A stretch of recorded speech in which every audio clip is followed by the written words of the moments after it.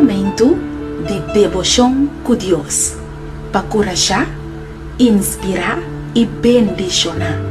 Bombini.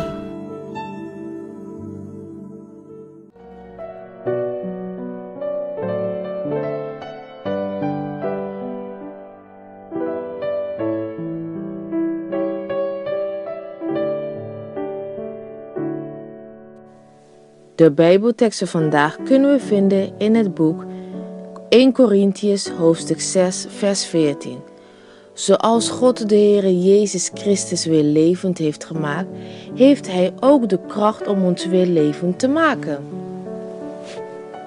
Heer, help mij te herinneren om niet te leven op mijn eigen kracht, maar door de kracht van uw geest in mij.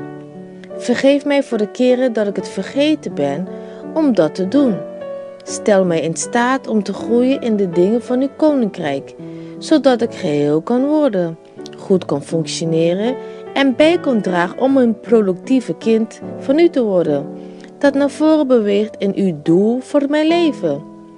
Laten wij samen een kort gebed doen. Onze lieve Vader in de hemel, help mij om mijn leven te leiden door uw Heilige Geest, zodat ik de persoon kan worden wat u wil. Help mij, Vader. Dit en alles vraag ik in de lieve naam van Jezus. Amen.